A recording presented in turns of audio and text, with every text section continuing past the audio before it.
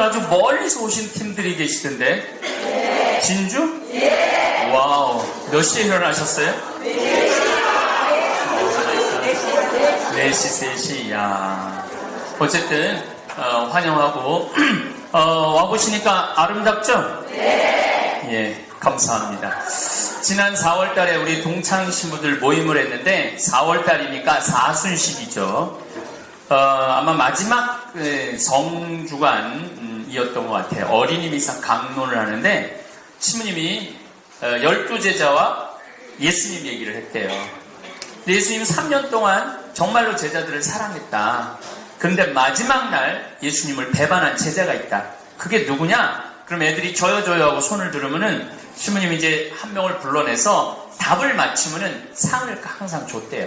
근데 초등학교 5학년 애가 막 열정적으로 손을 들어갖고 남자애가 올라오라고 그래서 제대 올라왔어요. 그래서 예수님을 배반한 제자가 누구냐? 그랬더니 얘가 유다요. 딱 자신있게 얘기를 한 거예요.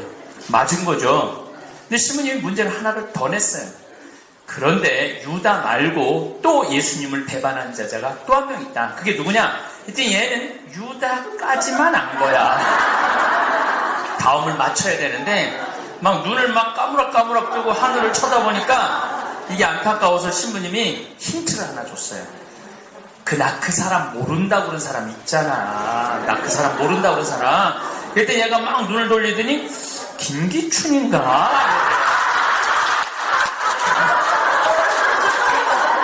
그래서 신부님이 너무 당황을 해서 아니 당신 저 사람하고 3년 동안 같이 다닌 사람 아니냐고. 나 모른다고 그런 사람 있잖아. 그랬더니 최순실인가? 제가 사실 그 얘기를 듣고 여러분들처럼 정말로 박장대소하고 웃었는데 집에 운전하고 들어오면서 이런 생각이 들더라고요. 도대체 우리 어른들이 아이들한테 무엇을 가르치고 있는가?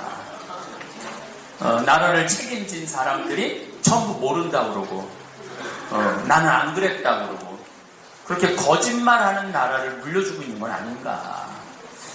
이런 생각이 들었어요. 정말 우리가 아이들한테 물려줄 세상은 정의로운 나라, 행복한 나라, 이런 나라를 물려줘야 되는데 우리들이 이런 생각은 꼭 할 필요가 있을 것 같아요. 그래서 여러분들은 우리 아이들한테 어떤 나라를 이런 책임감이 있어야 돼요. 그냥 먹고 사는 거, 출세시키는 거 그런 나라가 아니고 정말로 행복한 나라. 이제 우리 문재인 대통령이 됐어요. 참 문재인 대통령 되기 전에 갈등이 많았죠. 우리 특별히 나이 드신 어르신 할머니들 얘기만 하면 뭐래 딱 보면 알아. 근데 그 대통령 되자마자 본당 신부님 모셔다가 수녀님 5분인가 6분 모셔다가 청와대 축성했어요. 그렇죠. 또 사실은 문재인 대통령이 얼마나 열심히 하냐면은 이번에 특사를 미국도 보내고 러시아도 보내고 일본도 보내고 중국도 보냈는데 어디다 또 특사를 보냈느냐면 로마 교황청에 보냈어요.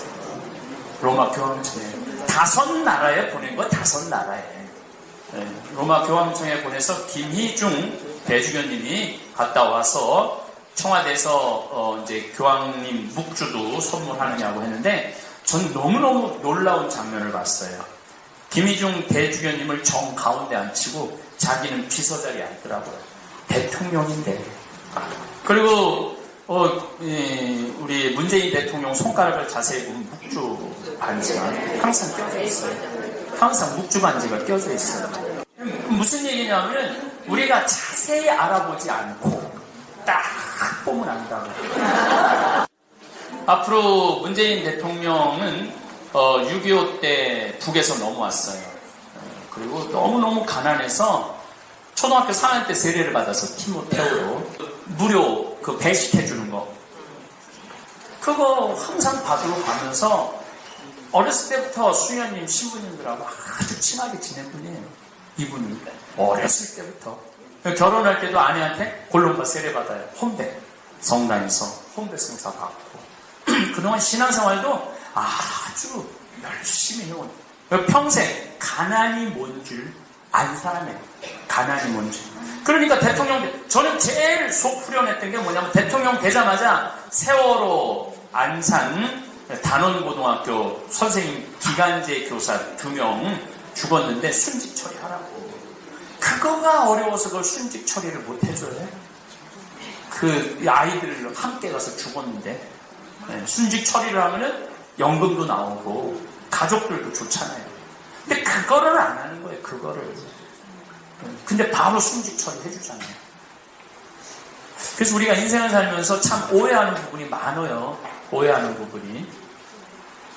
지난 1000년의 발전 속도는 지난 100년의 발전 속도하고 똑같고, 지난 100년의 발전 속도는 지난 10년의 발전 속도하고 똑같고, 지난 10년의 발전 속도는 지난 1년의 발전 속도하고 똑같아요. 다시 말해서 세상은 총알같이 지나가고 있는 거예요. 그런데 저부터 내가 지금 53인데 내가 논문을 쓸 때 타자기로 논문을 썼어요. 타자기로.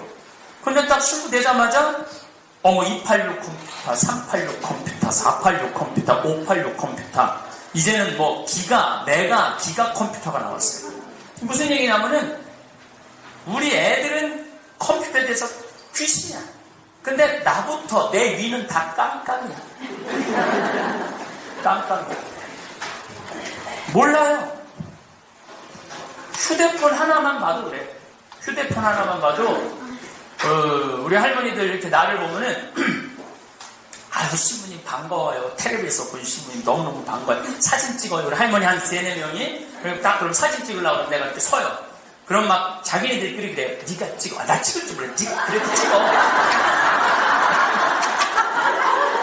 일단 이제 책임을 졌어. 근데 하는 소리가 어디를 눌러야 되는 건데 내가 막 웃고 있는데 어디를 눌러야 되는 거.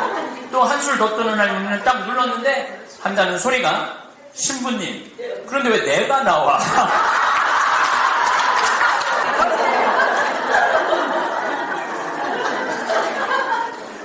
참 답답하죠. 답답해요. 참 답답해요. 내가 이렇게 강의 때 보면은 할머니들 핸드폰에 휴대폰이 울려요. 그럼 이 할머니들은 네 바지에서 울리는지 내 바지에서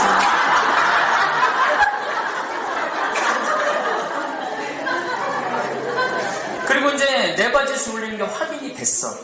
근데 문제는 끌 줄을 몰라. 이거 어떻게 해야 돼? 유일하게 끌 수 있는 방법은 전화를 받는 거예요. 전화를 받아서 이렇게 말하는 소리가 제 귀에 들려요. 나 지금 신부님 강의 듣는 중이야. 근데 저쪽에서 이렇게 말합니다. 엄마, 지금 중요한 얘기야. 그럼 이때부터 공간 개념이 없어져요.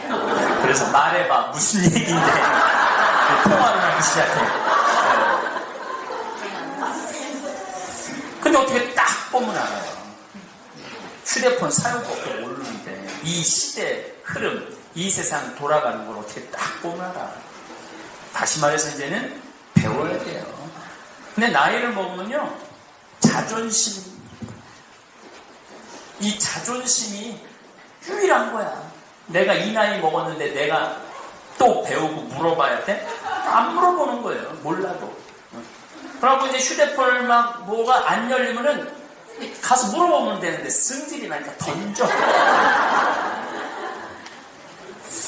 1960년대, 70년대 집에 무슨 전화기가 있었죠? 다이얼 전화기가 있었어요. 다이얼 전화기. 놀리고. 근데 1980년대 후반에는 집에서 무슨 전화기가 나왔냐면 집에서 무선 전화기가 있었어요. 집에서. 80년대 후반, 89년서부터는 무슨 전화기가 나왔냐면 휴대폰이 나왔어요. 휴대폰, 핸드폰. 그렇죠? 그런데 90년대 중반 넘어서서 스마트폰이 등장하기 시작을 했어요. 핸드폰은 바깥에서 전화를 걸 수 있는 거예요. 근데 스마트폰은 사진기 되고 텔레비전 되고 라디오 되고 그 다음에 또 뭐가 음악 되고 다 인터넷 되고 다 되는 거예요. 그래서 지금은 갤럭시 1, 2, 3, 4, 5, 6, 7, 8까지 나왔어. 근데 여기 계신 분들 중에 갤럭시 A 잘 사용하는 방법 잘 아는 분들 몇 분이나 계실까요? 근데 노트 4를 갖고 있어도 나도 활용을 잘 못해요. 근데 딱 보면 알아? 나도 그렇고 여러분들도 그렇고 뭐 해야 되느냐면 배워야 돼요. 근데 여기 오신 분들은 아무 문제가 없어. 그러냐면 배우려고 진주에서부터 새벽 3시에 나가고 안 그래요? 네, 제가 보기에는 여기 계신 분들은 앞으로, 근데 문제는 이제 60살 되신 분들이 몇 살까지 사냐면 120살까지 사는 거예요. 혹시 말씀드렸어요. 여러분들 제가 20년 전에 앞으로 100세 시대가 올 겁니다. 그럴 때 사람들이 아우 끔찍한 소리 하지 말라고 했어요. 10년이나 20년 후에는 120세로 세팅될 거예요. 10년이나 20년 후에는 120세. 그래봤자 여기 계신 분들 60, 70 되신 분들 10년, 20년이나 80, 90밖에 더 돼. 그럼 앞으로도 더, 그리고 또 30년을 더 살아야 돼. 아니 이제 세상 어떻게 돌아가는 건 상관 안 하고 난 그냥 내 법대로 살 거야. 이 자존심만 이제 세우고 사는 거죠. 해야 돼요. 공부해야 돼요. 세상 돌아가는 거 어떻게 돌아가는지 알고 살아야 될 거 아니에요. 이 세상에. 1960년대, 70년대는 누가 데모를 했죠? 학생들, 10대, 20대, 막 중고등학교 학생들 4.19 우버 막 나가고 그랬잖아요. 10대, 20대가 데모했어요. 10대, 20대들이 데모했을 때 부모들이 이렇게 말했습니다. 저 미친놈들, 부모가 힘들어서 돈 벌어서 공부 보는데 데모를 한다고. 그러니까 그 친구들이 데모를 했던 그 아픔, 그런 거 알아볼 생각도 안 하고 그냥 저 미친놈들 데모한다고 했어요. 1980년대, 90년대, 2000년대 초 들어서 누가 데모를 했죠? 노동자들. 30대, 40대, 50대. 데모 세대가 연령층 올라갔어. 학생들이 이제 공부하느냐고 데모 안 하는 거예요. 그러면 막, 골리앗 크레인이 올라가고 데모하고 한 달 동안, 100일 동안 안 내려오면 저것들이 나라 경제 다 망쳐먹는다고. 먹고 살만한데. 저런다고. 그 욕했어요. 근데 2010년, 2016년, 2017년, 요 때는 지금 누가 데모를 해요? 60대, 70대가 데모하잖아요. 태극기. 그럼 사람들이 이렇게 말합니다. 아니, 늙어서 집에나 가만히 있을 일이지. 저 뭐 하는 거냐고. 그런데 저는 이해해요. 60대, 70대 할머니들이 데모하는 이해해요. 그건 충분히 이해해요. 옛날에 60대, 70대면 관 속에 들어갈 나이야. 그런데 죽지는 않지. 힘은 남지. 시간은 나지. 할 일은 없지. 뭐 어떻게 나가보면 신나잖아요. 그것도 깨끗이 씻고 나가면 5만원 주고. 얼마나 좋아. 어떤 이유든 민주주의니까 자기 의견을 표현할 수 있는 거예요. 그래서 내가 이번에는 교회에서 목사님들이 차대들에서 많이 보냈어요. 대한문. 대한문 위가 광화문이에요. 그러니까 광화문은 젊은 애들이 데모하고 대한문은 60대, 70대가 데모하는 거예요. 태극기 신나나. 기자 가서 물어봤어요. 할머니 여기 왜 나왔느냐고. 모른다고 나를. 여기 나온 거 너무 좋다고. 신나는 거죠. 그럼 2030년, 2040년에는 누가 데모할까요? 90대, 100대들이 데모하는 90대, 100대들이. 그때 왜 90대, 100대들이 데모하느냐면 죽여달라고. 이제 살 만큼 살았으니까 죽여달라고. 이거는 확실할 거예요. 여기 계신 분들이 아마 데모하러 나갈 거예요. 이미 유럽은 90대, 100대들이 데모했어요. 죽여달라고. 그래서 멀쩡한데 죽이지는 않죠. 이제 기력도 없고 더 이상 치료에도 의미가 없어도 더 이상 치료 안 하고 안락사법이 통과가 된 거예요. 근데 앞으로는 세상이 그렇게 변한다는 거예요. 세상이 아주 정말로 총알같이 변할 거예요. 그러니까 여러분들이 앞으로 그냥 바로 죽으면은 세상 돌아가는 거 알 필요 뭐 있어. 어쨌거나 앞으로 50년, 60년 살아야 되거든. 살아야 되는데 아무것도 모르고 딱 보면 오해를 하면서 살면 안 되잖아요. 오해를 하면서 살면 안 되잖아요. 저는 이 문재인 대통령이 참 안타까운 게 되자마자 치매 할머니들 치료비 95% 국가에서 부담하는 거 지금 추진하고 있어요. 치매 걸린 할머니들 95% 국가에서 부담. 국가가 책임져야 된다. 그런데 그렇게 챙기는 할머니들이 정말로 국민을 위한 정책을 내가 보기엔 피고 있는데, 그래서 그런 오해는 하지 말았으면 좋겠다라는 의미에서, 물론 우리 천주교 신자이기 때문에 내가 편을 드는 거죠. 그것도 그냥 신자가 아니고 열심한 신자이기 때문에 편을 드는 거죠. 어쨌거나 2040년대 가면은 결혼도 안 할 거예요. 지금 제가 그 강의 준비하고 왔는데, 내일 제가 명동 호스트홀에서 뭐 주교회의에서 무슨 생명 무슨 문화 콘서트 하는데 그 강의를 해달라고 해서 지금 강의 준비를 하고 있는데, 2030년 40년 되면은요 결혼 안 합니다. 웬만한 사람도 결혼 안 해요. 왜냐하면 대화해주는 컴퓨터가 나오는데, 누구라는 거 벌써 나왔잖아요. 누구라는 컴퓨터, AI, 인공지능, 대화해주는 컴퓨터. 그리고 2030년 40년 가면은 성적인 것도 만족시켜주는 컴퓨터 나옵니다. 성적인 거 만족시켜. 지금은 성적인 거 만족시켜주는 인형이지만 이제는 컴퓨터가 나오면 이건 정말 달라지는 세상이에요. 뭐하러 골치 아프게 여자랑 살아요. 남자랑 살고. 정말 심각한 세상의 변화가 오는 거예요. 근데 문제는 컴퓨터가 감정을 느끼는 거예요. 감정을 느낀다는 건 하느님을 찾을 수 있다는 거예요. 그래서 컴퓨터들이 나한테 와갖고, 신부님 저 세례 받고 싶습니다. 그럼 세례를 줘야 돼? 말아야 돼? 주지 말아야 돼? 이것도 얘기하려면 끝도 없는 시간이 필요한데, 세례 내가 안 줘도 걔네들은 아무 상관하지 않아요. 왜냐하면 자기네들끼리 세례 주는 신부를 만들 거니까. 세례 주는 신부를 만들 거니까 자기네들끼리. 아니, 세상은 굉장히 정말 우리가 상상도 못하는 속도로 변하는 거예요. 우리는 또 행복의 길도 몰라. 이렇게 깜깜한 상태에서 답답하게만 사는 건 답답하게, 행복하게 살지 못하고. 그러면은 우리가 정말로 행복하게 사는 법을 제대로 배웠느냐? 맨날 희생해라고 그러고 참으라고 그러고 그렇게만 배웠죠? 예. 네가 한 번 더 참으면은 무슨 뭐 참을 입자 3번을 쓰면은 뭐 살인을 면한다고 그러고, 평생 60평생 참고 사는 결혼 생활, 그런 분들 참 많아요. 그렇죠? 예. 근데 이제 120살 살면서 60평생 참고 사는 게 아니에요.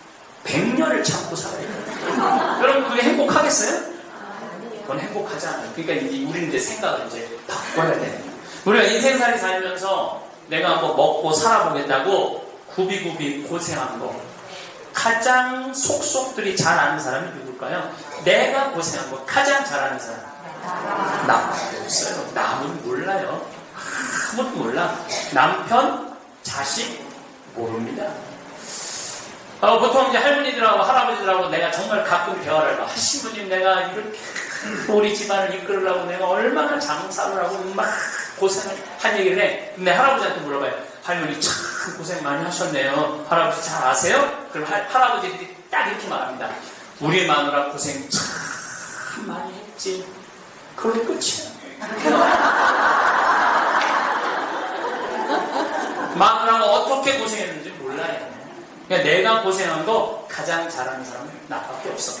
그렇다면, 나밖에 없다면 나한테 유일하게 잘해줄 수 있는 사람은 세상에 누구밖에 없을까요? 나밖에 없어요. 그런데 우리는 끊임없이 바래요. 내가 고생한 거 모르는 남편한테 바라고, 내가 고생하는 거 모르는 자식한테 바래요. 그리고 잘해주지 않는다면 또 섭섭하다고 그래요. 그러니까 이번 어버이날에도 자식들이 안 왔어. 그럼 이제 혼자 밥을 해 먹으면서 이렇게 말합니다. 지질이 복도 없는 내가 그 고생을 해서 이렇게 키워놨는데 찾아오는 자식 새끼 하나 없고, 자식들은 모르기 때문에 찾아오지 않아요. 그리고 그냥 바깥에 나가서 밥 해먹기 싫어 나가서 냉면 먹으면서도 지질이 복도 없는 냉면 사주는 사람 하나도 없고, 그렇게 말하는 분이 있어요. 근데 뒤집어서 생각을 해봐요. 야 마리아야, 너 60년 동안 정말로 애만 있었다. 오늘 내가 너한테 쏠게. 가자. 내가 너한테 냉면 사줄게. 그러니까 쏘고 쏘는 마음으로 가서 냉면 먹는 거랑 지질이 복도 없는 없어. 그리고 가서 냉면 먹는 거랑은 차원이 달라요. 차원이. 그래서 혼자 가서 먹지 말고 친구, 야 오늘 내가 쏠게 가자. 갖고 가갖고 먹으면 얼마나 행복해. 근데 우리는 내가 나한테 잘해주는 건 배운 적이 없거든. 내가 나한테 잘해주는 건 배운 적이 없거든. 누군가 나한테 선물을 해야 돼. 누군가 자식이든 남편이든 또 뭐 친척 중에 내 잘해주는 친척이 나한테 잘해줄 때까지 기다리고 죽을 때까지 기다리다가 죽는 경우가 많다는 거예요. 22년 전에 평택 비전동 성당에 본당식으로 발령을 받아봤어요. 31살에 3,500명 성당에 본당식으로 발령을 받아봤어요. 열심히 살았죠. 지금 생각하면 열심히 살았어요. 왜냐하면 3,500명 세례명을 다 외웠으니까. 그리고 정체를 정해줄 때 마리아 그리스도의 몸, 베드로 그리스도의 몸하고 세례명을 명찰 처음에 달게 했죠. 그럼 몇 번 보고 다 외우죠. 미사를 빠질 수가 없어. 한 주 빠지면 그 다음 주에 내가 물어봐. 베드로 왜 지난주에 미사 안 나왔어? 그래서 좀 심심하게는 신부님 저 다음 주 어디 갑니다. 얘기하고 가요. 얘기하고 많았어요. 그런 교우들이. 열심히 살았죠. 근데 한 2년이 지났는데 주교님께서 평택 안성 인터체인지 200명 교우밖에 안 되는 그 진살이라는 곳에 성당을 분가하는 거예요. 나도 신설 성당에 분당 신부인데 어떻게 주교님 명령이니까 땅을 보러 다녔죠. 땅이 3,200평 평택 평야가 쫙 내려다보이는 언덕에 땅이 3,200평이 나왔어요. 3,200평이면 얼마나 큰 땅이냐면 초등학교가 2,000평이에요. 보통 초등학교보다 한 배 반 큰 땅을 제가 받은 거죠. 근데 돈이 어디 있어요? 땅값이 4억이래요. 2억은 내가 성당에서 어떻게 했는데 2억이 없는 거야. 그래서 내가 처음 본당 신부님으로 모시던 신부님한테 전화드렸어요. 신부님, 저 성당 터 사고 싶은데 돈이 없습니다. 얼마가 부족한데? 2억이 부족합니다. 돈 좀 꿔주세요. 이 신부님이 단 1초도 주저하지 않으시고 내일 와, 내가 꿔줄게. 그러더라고요. 내가 또 인간관계가 또 그래서 다음날 이제 철산이라고 광명시에 올라갔는데 신부님이 1억짜리 수표를 2장을 딱 만들어 놓은 거예요. 33살에 2억짜리 수표를 안주머니에 넣고 오는데 차 안에서도 내가 두리번거렸어요. 이 돈 훔쳐가는 거 뭐. 기억이 지금도 나요. 심장 벌렁벌렁거리고. 그래서 정말로 아무도 모르게 땅을 다 계약해서 알고는 다 땅값 뛰니까 딱 하고 계약을 딱 하고 회장님들한테 발표를 했죠. 땅을 샀다. 그랬더니 상의하지 않은 회장님들이 난리가 난 거야. 200명 분가하는데 뭐하러 3,200평이 필요하냐. 그 신부가 간도 크지.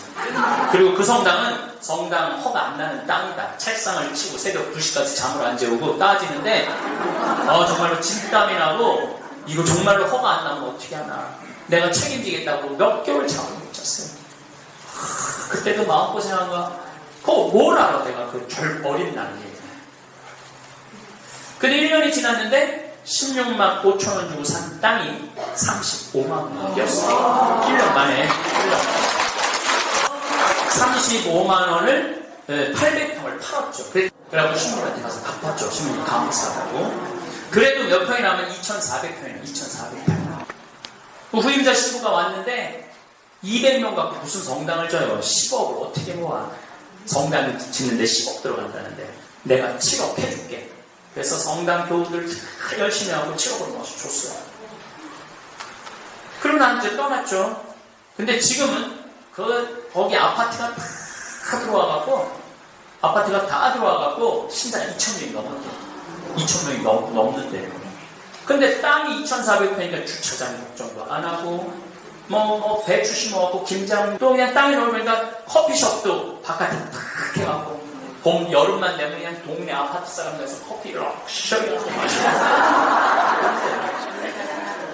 그런데 지금도 2,000명 지금 5대째 신부인데 내가 그렇게 마음고생해서 분가한 거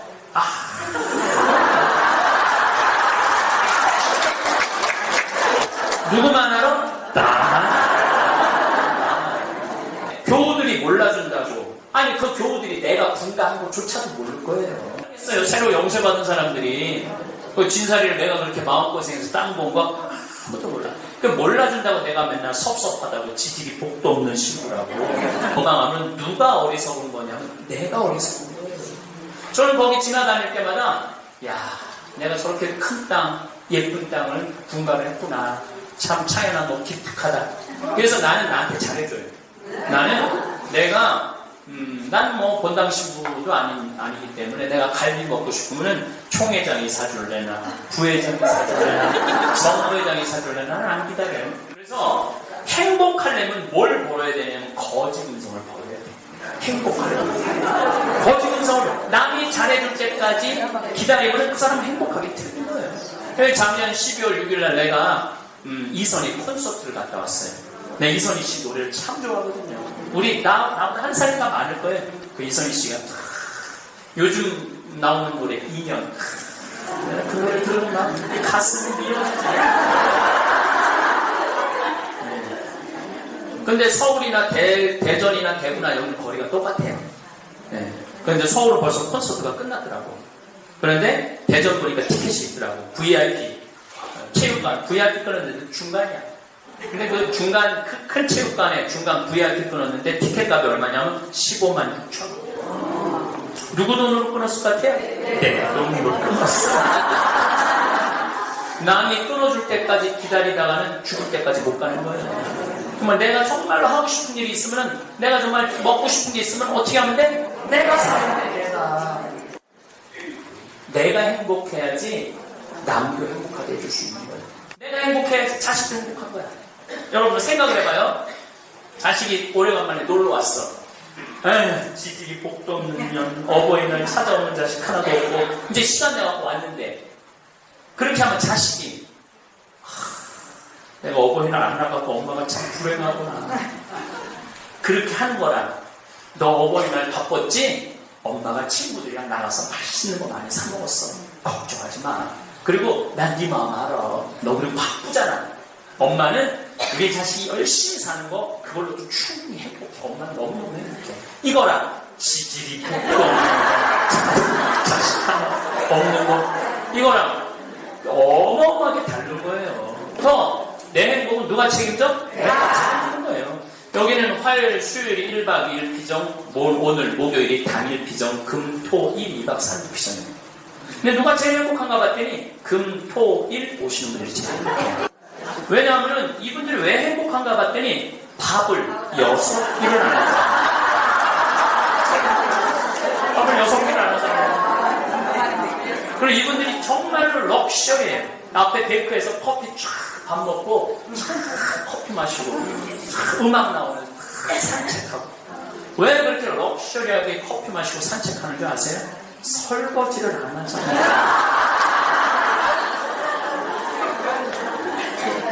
어제도 누가 후기를 썼는데 별이 밤에 얼마나 예쁜지 몰라요.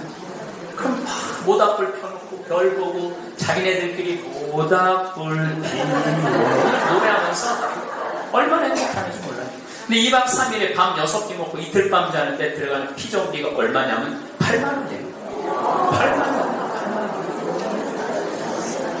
그렇다면 여기 지금 60 넘으신 분들은 30살에 시집 와갖고 60살까지 밥하고 빨래하고 청소하고 애 낳고 애 키웠다면 여러분들 한 달에 가사 노동비가 얼마냐면 250만 원이에요. 250만 원 일을 한 거예요. 여기 계신 분들 잘 모르시겠지만 여러분들이 부부가 평생 버는 돈이 평균적으로 22억이에요. 여러분들이 22억 원어치 버는 거예요. 그 돈 갖고 애 키우고 애 학교 보내고 집 사고 삼시세끼 먹고 산 거예요. 그 22억 중에 오늘은 조금 무겁지만 우리가 반드시 알아야 할 이야기를 해보려 합니다. 사실 이 이야기는 많은 분들이 애써 피하고 싶어하는 주제일지도 모릅니다. 그러나 아무리 외면하려 해도 결국 누구도 피해갈 수 없는 이야기이기도 합니다. 제가 살아오며 수없이 들었던 인생의 조언 가운데 지금 이 나이가 되어 돌아보면 이 말이야말로 정말 옳았구나 하고 가장 깊이 남아있는 가르침이 있습니다. 오늘은 그 이야기를 여러분과 나누고 싶습니다. 세상에 없는 3가지, 우리가 분명히 알고 있는 3가지, 그리고 끝내 알 수 없는 3가지에 대한 이야기입니다. 인생의 2막을 혹은 3막을 살아가고 계신 여러분, 오늘 이 이야기는 가볍게 흘려듣는 말이 아니라 앞으로의 삶을 조금 더 단단하고 편안하게 만들어줄 하나의 기준점이 되어줄 이야기입니다. 부디 끝까지 함께 해주시기 바랍니다. 이 세상을 살다 보면 참 많은 일이 벌어집니다. 기쁜 일도 있고, 억울한 일도 있고, 도무지 이해할 수 없는 일도 일어납니다. 그럴 때 우리는 흔히 마음이 흔들립니다. 하지만 어떤 일이 벌어지든 그 일에 내가 휘둘리지 않고 그 일로 인해 내 마음이 무너지지 않는 상태를 우리는 해탈이라고 부릅니다. 해탈이란 세상을 떠나는 것이 아닙니다. 산속으로 들어가거나 모든 관계를 끊는 것도 아닙니다. 해탈이란 세상 한가운데서 살아가되 세상에 끌려다니지 않는 마음의 상태입니다. 배를 타고 바다로 나가면서 파도는 치지 말고 바람은 불지 마라. 이렇게 바라는 것이 해탈이 아닙니다. 그건 세상을 거부하는 마음일 뿐입니다. 파도야 치려면 쳐라. 바람아 불려면 불어라. 나는 이미 튼튼한 배를 마련해 두었고 항해하는 법도 익혀두었으니 그 정도 풍랑쯤은 견딜 수 있다. 이런 마음가짐이 바로 해탈입니다. 마음속에 쥐고 있던 것들을 하나둘 내려놓은 상태, 이미 마음의 준비가 되어 있는 상태입니다. 처음 결혼했을 때를 떠올려 보십시오. 그땐 남편이 그렇게 착해 보였습니다. 이 사람이라면 평생을 함께해도 괜찮겠다는 믿음이 있었을 것입니다. 하지만 세월이 흐르며 마음에 들지 않는 구석들이 하나둘 보이기 시작합니다. 자식도 마찬가지입니다. 내 뱃속에서 10달을 품고 나와 내 방식대로 키웠다고 생각했던 아이도 나이가 들수록 자기 생각을 앞세웁니다. 부모 마음대로 움직여주지 않습니다. 이렇듯 세상 일이 어찌 내 뜻대로만 흘러가겠습니까? 내가 아무리 애를 써도 사람은 내 뜻대로 되지 않고 인생은 계획대로만 흘러가지 않습니다. 파도가 일면 파도를 타고 가면 됩니다. 파도가 치지 않으면 그 고요를 즐기면 됩니다. 문제는 파도가 아니라 파도를 거부하는 내 마음입니다. 세상 일이 내 생각대로 되지 않는다고 해서 그것에 매달려 괴로워할 이유는 없습니다. 삶이란 원래 그런 것입니다. 사람들은 흔히 말합니다. 인생의 목적은 행복이다. 그러나 이 말을 조금만 깊이 들여다보면 그 안에 모순이 숨어 있다는 것을 알게 됩니다. 행복을 쫓는 순간 불행은 반드시 함께 따라옵니다. 행복과 불행은 손등과 손바닥처럼 때려야 뗄 수 없는 관계이기 때문입니다. 그래서 진정한 행복이란 행복해지고자 하는 마음마저 내려놓았을 때 비로소 찾아옵니다. 나이가 들면 예전에는 들리지 않던 소식들이 들려옵니다. 오랫동안 연락 없던 사람에게서 연락이 옵니다. 대부분은 부고 소식입니다. 무소식이 희소식이라는 말이 이제는 가슴 깊이 와 닿습니다. 소식이 없다는 것은 아직 살아있다는 뜻이기 때문입니다. 얼마 전 저 역시 지인의 장례를 치르기 위해 화장장에 다녀왔습니다. 화장장 정문부터 연구차와 버스들이 줄지어 서 있었습니다. 관이 전기화로에 내려가자 전광판에 고인의 이름과 함께 소각 중이라는 글자가 켜졌습니다. 약 40분쯤 지나니 소각 완료, 조금 후에는 냉각 중이라는 글자가 켜졌습니다. 예전에는 소각부터 냉각까지 100분 정도 걸렸다고 합니다. 지금은 50분 남짓입니다. 기술은 발전했고 장례 절차도 점점 더 간결해졌습니다. 냉각이 끝나면 흰 뼈가루가 컨베이어 벨트를 따라 나옵니다. 성인 한 사람분이 고작 한 돼 반 정도입니다. 직원은 그 뼈가루를 담아 유족들에게 나누어 줍니다. 요즘 장례식장에서 울음소리를 듣는 일은 그리 많지 않습니다. 우리는 호상입니다 라며 담담하게 문상객을 맞는 상주도 있었습니다. 그날 3살 난 아기도 함께 소각되었습니다. 작은 관이 내려갈 때 젊은 엄마는 돌아서서 울었습니다. 아기의 뼈가루는 서너 홉쯤 되었을 것입니다. 그 순간 저는 이런 생각이 들었습니다. 나이 든 사람이든 어린아이든 모두 한 세상 살다가 가는 것이구나. 인간은 태어나는 순간부터 죽음을 향한 여정에 오릅니다. 우리는 태어나자마자 죽음을 향해 걷기 시작하는 존재입니다. 죽으면 말길이 끊어집니다. 죽은 사람은 자신의 죽음을 인지하지 못합니다. 죽음은 경험할 수 없는 사건입니다. 인간은 그저 죽을 뿐입니다. 머물러 태어나지 않을 수 없고, 태어난 이상 늙지 않을 수 없으며, 늙으면 병들고, 병들면 죽지 않을 수 없습니다. 그리고 탄생과 죽음은 연습이 허용되지 않습니다. 우리는 삶의 무거움과 죽음의 가벼움을 함께 생각해야 합니다. 죽음이 이토록 가볍기에 우리는 남은 삶의 무게를 견뎌낼 수 있는지도 모릅니다. 더 욕심낼 것도 없고 더 무거운 짐을 지고 살아갈 필요도 없습니다. 죽음은 날이 저물고 비가 오고 바람이 부는 것과 같은 자연 현상일 뿐입니다. 그래서 미리 마음속으로 이렇게 정해두는 것이 좋습니다. 돈 들이지 말고 죽자. 주변 사람 힘들게 하지 말고 가자. 질척거리지 말자. 지저분한 것 남기지 말고 가자. 빌려온 것이 있으면 다 갚고 가자. 남은 것이 있으면 다 주고 가자. 입던 옷은 깨끗이 빨아입고 가자. 죽음학자 퀴블러 로스는 죽음을 앞둔 인간의 마음을 부정, 분노, 타협, 우울, 수용의 단계로 설명했습니다. 물론 모든 사람이 같은 순서를 밟는 것은 아닙니다. 자신의 삶이 충분히 의미 있었다고 믿는 사람, 그리고 죽음을 가까이에서 차분히 지켜본 경험이 있는 사람은 자신의 죽음을 비교적 잘 받아들입니다. 죽음을 앞두고 집안의 서랍과 수납장을 열어보면 이 쓰레기 더미 속에서 한 생애가 지나갔다는 생각에 서글퍼지는 순간이 옵니다.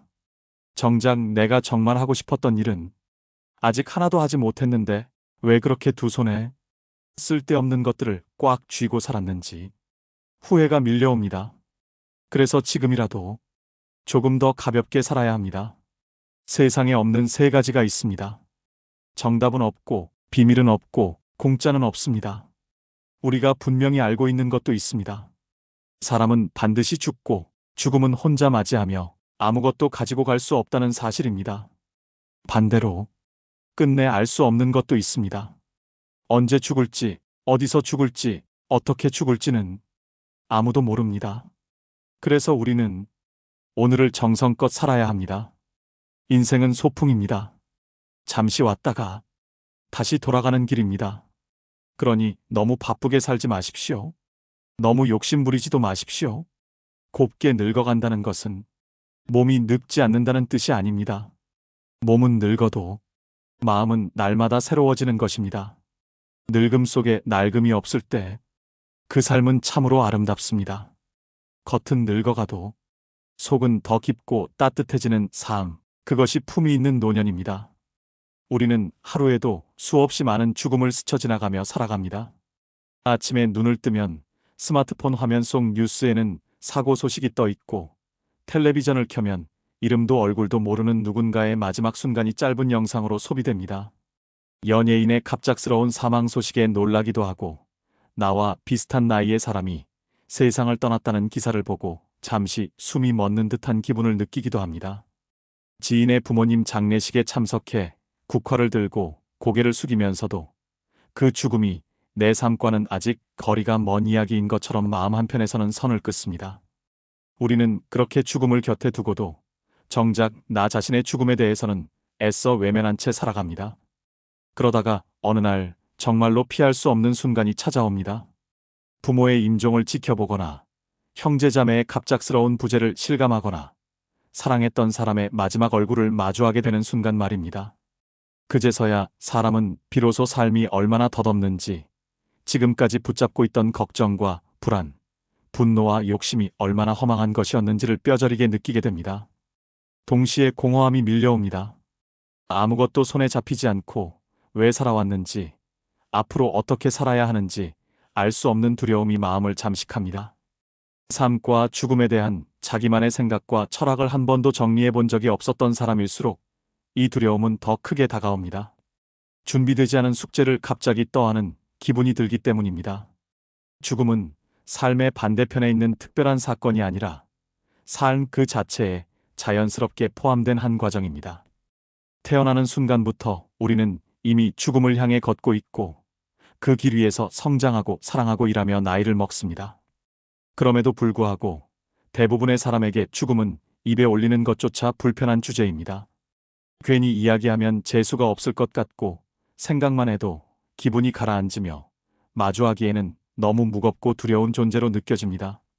그래서 우리는 죽음을 뒤로 미루고 노년과 마지막에 대한 고민도 함께 미뤄둔 채 현재만을 살아갑니다. 하지만 지금 우리는 과거와 전혀 다른 시대를 살고 있습니다. 의학기술의 눈부신 발전과 생활 환경의 개선으로 인해 인류는 초고령화 사회에 접어들었습니다. 평균 수명은 계속 늘어나고 있고 예전 같으면 상상하기 어려웠던 나이까지 살아가는 것이 이제는 특별한 일이 아닙니다. 문제는 여기서 시작됩니다. 인간에게 주어진 이 기나긴 시간이 과연 모두에게 축복일까요? 아니면 준비되지 않은 사람에게는 오히려 무거운 짐이 될까요? 무병장수와 불로장생은 예로부터 인간의 오랜 꿈이었지만 장수가 당연해진 시대에는 단순히 오래 사는 것만으로는 충분하지 않습니다. 이제는 얼마나 오래 사느냐보다 어떤 상태로 그 시간을 보내느냐가 훨씬 중요해졌습니다. 몸은 살아있지만 통증과 질병에 시달리며 하루하루를 견디듯 버티는 삶과 나이가 들어서도 스스로의 일상을 꾸리고 관계를 유지하며 존엄을 지키는 삶은 분명히 다릅니다. 연장된 인생을 어떻게 채울 것인지, 노년의 시간을 어떤 자세로 살아갈 것인지는 지금 이 순간의 선택과 습관에 달려 있습니다. 긍정적인 마음가짐이 중요하다는 것, 균형 잡힌 식단과 규칙적인 운동이 건강에 좋다는 것은 누구나 알고 있습니다. 문제는 그것을 실제 생활에서 지키는 일이 생각보다 훨씬 어렵다는 점입니다. 더 안타까운 현실은 많은 고령자들이 이미 검증된 정답과는 거리가 먼 방식으로 노년을 살아가고 있다는 사실입니다. 근거 없는 건강 상식에 집착하며 불필요한 절제를 일상화하는 사람도 있고 정년퇴직을 인생의 끝처럼 받아들여 스스로 가능성을 차단하는 사람도 있습니다. 충분히 풀어낼 수 있는 스트레스와 외로움을 가슴에 꾹 눌러 담은 채 점점 어두워지는 일상을 견디며 살아가는 사람들도 적지 않습니다. 이 모두가 다시 오지 않을 소중한 노년의 시간을 스스로 소모하고 있는 모습입니다. 초장수 시대에 접어든 지금, 죽음은 더 이상 갑작스럽고 예측 불가능한 사건만은 아닙니다. 우리는 언젠가 맞이하게 될 마지막 장면을 향해 비교적 긴 시간을 천천히 걸어가게 됩니다. 그렇기에 이제는 단순히 오래 사는 법이 아니라 노년 생활의 질을 어떻게 지켜낼 것인지, 질병과 함께 살아가는 시간마저도 어떻게 의미 있게 꾸려갈 것인지 고민해야 합니다. 인생의 마지막 순간이 다가올 때까지 스스로를 돌보고 존엄을 잃지 않는 삶을 준비해야 하는 시대가 된 것입니다. 그래서 오늘은 아파도 쉽게 죽지 않는 인생 100세 시대의 현실 속에서 많은 사람들이 의외로 간과하고 있는 장수 습관 6가지에 대해 이야기해 보려 합니다. 지금부터 말씀드릴 내용은 거창한 비법이 아니라 누구나 알고 있지만 쉽게 실천하지 못해왔던 것들입니다. 오늘 이 이야기를 끝까지 듣고 일상에 조금씩만 적용하신다면 누구보다 건강하고 품위 있는 인생의 후반부를 맞이하실 수 있을 것입니다. 가장 먼저 이야기하고 싶은 것은 청력입니다. 나이가 들면 귀가 어두워지는 것이 당연하다고 생각하는 분들이 많습니다. 그래서 잘 안 들리기 시작해도 대수롭지 않게 넘기거나 괜히 병원에 가면 더 큰 병을 앓게 될까봐 미루는 경우도 많습니다. 하지만 청력 감퇴는 절대 가볍게 넘길 문제가 아닙니다. 귀가 잘 들리지 않기 시작하면 생각보다 빠르게 인지 기능이 떨어질 수 있기 때문입니다. 청력이 나빠지면 자연스럽게 다른 사람과의 대화가 줄어듭니다. 상대방의 말을 여러 번 되묻게 되고 엉뚱한 대답을 하게 되는 상황이 반복되다 보면 어느 순간부터는 아예 대화를 피하고 싶어집니다. 모임에 나가도 말을 아끼게 되고 사람을 만나는 일이 점점 부담스러워집니다. 이렇게 사회적 활동량이 줄어들면 우울감이 깊어지고 혼자 있는 시간이 늘어나면서 사회적 고립 상태에 빠지기 쉽습니다. 이러한 과정은 인지, 장애로 이어질 위험을 크게 높입니다. 따라서 귀가 예전 같지 않다고 느껴진다면 망설이지 말고 이비인후과를 찾아 정확한 검사를 받는 것이 중요합니다. 난청의 원인을 파악하고 진행 속도를 늦추는 것만으로도 큰 도움이 됩니다. 필요하다면 보청기 사용을 부끄러워하거나 미루지 말아야 합니다. 귀 건강을 지켜 다른 사람과 계속 대화를 나눌 수 있는 상태를 유지하는 것만으로도 인지 기능 저하의 위험을 상당 부분 줄일 수 있습니다. 과거에는 보청기가 크고 눈에 잘 띄었으며 소리가 갑자기 울리는 등 불편함이 많았습니다. 하지만 요즘은 기술이 발전하면서 크기도 작아지고 성능도 훨씬 좋아졌습니다. 가격 역시 예전에 비해 현실적인 수준으로 내려왔고, 부담스럽다면 월 단위로 저렴하게 이용할 수 있는 대여 서비스도 마련되어 있습니다. 시험 삼아 사용해보며 자신에게 맞는지 확인해보는 것도 좋은 방법입니다. 다음으로 강조하고 싶은 것은 나이가 들수록 외모에 더 신경 써야 한다는 점입니다. 기분이 가라앉아 있을 때 억지로라도 머리를 정리하고 옷을 갈아입으면 마음이 조금은 가벼워지는 경험을 해보신 적이 있을 것입니다. 우리는 흔히 마음이 먼저이고 행동은 그 결과라고 생각하지만 실제로는 행동이 마음을 이끄는 경우도 많습니다. 외모를 가꾸는 행위는 단순히 남에게 보이기 위한 것이 아니라 스스로를 존중하고 돌본다는 신호이기도 합니다. 노년기에 외모 관리를 포기해버리면 감정의 노화가 눈에 띄게 빨라지는 경우가 많습니다. 겉모습이 급격히 노인화될수록 마음도 함께 늙어가고 결국에는 전신 기능의 저하로 이어지는 사례를 많이 볼 수 있습니다. 반대로 나이가 들어서도 단정한 옷차림을 유지하고 머리와 피부를 관리하는 사람들은 대체로 활력이 있습니다. 요양원이나 요양병원에서도 정기적인 미용 서비스를 이용하는 어르신들이 그렇지 않은 분들에 비해 인지 기능이 더 잘 유지된다는 이야기를 종종 들을 수 있습니다. 여성이라면 간단한 화장과 머리 손질만으로도 분위기가 달라집니다. 최근에는 피부 관리나 보톡스, 필러 같은 시술도 예전에 비해 접근성이 좋아졌습니다. 과하지 않게 자신을 더 건강하고 생기 있게 보이도록 관리하는 것은 노년의 삶의 질을 높이는데 분명한 도움이 됩니다.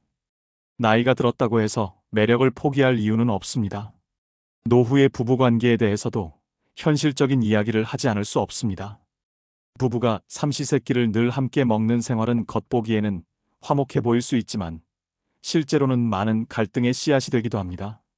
함께 보내는 시간이 늘어날수록 사소한 생활 습관의 차이가 크게 느껴지고 작은 불편이 쌓여 큰 스트레스로 이어지기 쉽기 때문입니다.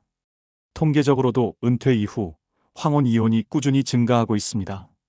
오랜 세월을 함께 살아온 부부라도 정년퇴직 이후 하루 종일 얼굴을 마주하며 지내는 생활은 전혀 다른 문제입니다. 특히 아내의 입장에서 남편이 하루 종일 집에 머물며 일거수일투족을 묻고 간섭하는 상황은 큰 부담이 될 수 있습니다. 서로 각자의 생활 영역과 시간을 존중하지 않으면 애정은 쉽게 피로감으로 변합니다. 노년의 부부에게는 함께 있은 만큼이나 적절한 거리두기가 필요합니다. 또 하나 중요한 습관은 바로 많이 씹는 것입니다. 씹는 행위는 단순히 음식을 잘게 부수는 과정이 아닙니다. 씹을 때 사용하는 근육은 뇌와 직접적으로 연결되어 있어 저작 활동이 활발할수록 뇌의 혈류량이 증가합니다. 실제 연구에서도 껌을 씹는 것만으로 기억력과 집중력이 향상되는 결과가 확인된 바 있습니다. 치아 건강이 나빠져 씹는 횟수가 줄어들면 뇌로 전달되는 자극 역시 감소하게 됩니다. 또한 딱딱한 채소나 단백질 식품을 피하고 부드러운 음식 위주로 식단이 바뀌면서 영양 불균형이 생길 가능성도 커집니다. 이러한 이유로 치아 상태가 좋지 않은 사람은 인지장애 발생 위험이 더 높다는 연구 결과도 있습니다. 따라서 비용이 들더라도 치과 치료를 미루지 않고 씹는 기능을 유지하는 것은 노년 건강의 핵심 요소라고 할 수 있습니다. 계속해서 일을 하는 건 역시 장수와 깊은 관련이 있습니다. 세계적으로 알려진 장수 지역의 공통점 중 하나는 나이가 들어서도 사람들이 꾸준히 몸을 움직이며 무언가를 하고 있다는 점입니다.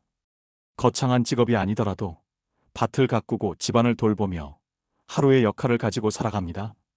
인간에게 일은 단순한 생계 수단이 아니라 존재 이유와 연결된 중요한 요소입니다. 여러 연구에서도 실업이나 무기력한 은퇴 상태가 인간의 행복도를 크게 떨어뜨린다는 결과가 반복해서 나타났습니다. 나이가 들수록 일의 형태는 달라질 수 있지만 완전히 손을 놓아버리는 것은 오히려 건강과 행복을 해칠 수 있습니다. 정년이 인생의 끝이 아니라는 사실을 받아들이고 자신에게 맞는 방식으로 계속 움직이고 기여하는 삶을 이어가는 것이 중요합니다. 마지막으로 규칙적인 생활과 수면, 리듬의 중요성을 강조하고 싶습니다. 노년기에 흔히 겪는 불면증은 단순히 잠이 안 오는 문제가 아니라 전반적인 생활 리듬의 붕괴와 깊이 연결되어 있습니다. 특히 은퇴 후 기상 시간이 불규칙해지면 뇌에서 분비되는 신경전달 물질의 균형이 깨지기 쉽습니다. 매일 같은 시간에 일어나고 같은 시간에 식사하는 습관은 생각보다 강력한 효과를 가지고 있습니다. 전날 잠을 설쳤더라도 아침에 일정한 시간에 일어나는 습관을 유지하는 것이 장기적으로는 수면의 질을 높이는 데 도움이 됩니다. 하루 이틀은 피곤할 수 있지만 이러한 규칙성이 쌓이면서 몸과 뇌는 다시 안정적인 리듬을 되찾게 됩니다. 이제 오늘 이야기의 마지막으로 인생을 살아가며 마음에 새기면 좋은 3가지 조언을 전하고자 합니다. 먼저, 행복을 타인에게서 구걸하지 말라는 것입니다. 남의 말과 행동에 따라 내 기분과 삶의 가치가 좌우된다면 그 순간부터 내 인생의 주도권은 남에게 넘어가게 됩니다. 어떤 상황에서도 스스로 중심을 잡고 살아가는 태도가 필요합니다. 두 번째는 모르면 물어서 배우고 틀리면 고치며 잘못했으면 인정하고 뉘우치라는 것입니다. 이 단순한 태도만으로도 우리는 어떤 상황에서도 주눅 들지 않고 내 삶의 주인으로 설 수 있습니다. 완벽할 필요는 없습니다. 배우고 수정하며 나아가면 됩니다. 마지막으로 인생에는 정답이 없다는 사실을 받아들이는 것입니다. 우리는 각자 선택한 길을 걸어가다 인생을 마무리할 뿐입니다. 중요한 것은 어떤 선택을 했느냐가 아니라 그 선택에 책임을 지고 살아가는 자세입니다. 그렇게 살아간 인생은 마지막 순간에도 스스로에게 부끄럽지 않을 것입니다. 오늘 아주 멀리서 오신 팀들이 계시던데. 진주? 와우. 몇 시에 일어나셨어요? 4시, 3시. 야. 어쨌든 환영하고 와보시니까 아름답죠? 예, 감사합니다. 지난 4월 달에 우리 동창 신부들 모임을 했는데 4월 달이니까 사순식이죠. 아마 마지막 성주간이었던 것 같아요. 어린이 미사 강론을 하는데 신부님이 12제자와 예수님 얘기를 했대요. 예수님 3년 동안 정말로 제자들을 사랑했다. 그런데 마지막 날 예수님을 배반한 제자가 있다. 그게 누구냐? 그럼 애들이 저요 하고 손을 들으면은 신부님이 이제 한 명을 불러내서 답을 맞추면은 상을 항상 줬대요. 근데 초등학교 5학년 애가 막 열정적으로 손을 들어갖고 남자애가 올라오라고 그래서 제대 올라왔어요. 그래서 예수님을 배반한 제자가 누구냐? 그랬더니 얘가 유다요. 딱 자신있게 얘기를 한 거예요. 맞은 거죠. 근데 신부님이 문제를 하나를 더 냈어요. 그런데 유다 말고 또 예수님을 배반한 제자가 또 한 명 있다. 그게 누구냐? 그랬더니 얘는 유다까지만 안 거야. 다음을 맞춰야 되는데 막 눈을 막 까무락까무락 뜨고 하늘을 쳐다보니까 이게 안타까워서 신부님이 힌트를 하나 줬어요. 나 그 사람 모른다고 그런 사람 있잖아. 나 그 사람 모른다고 그런 사람. 그랬더니 얘가 막 눈을 돌리더니 김기춘인가?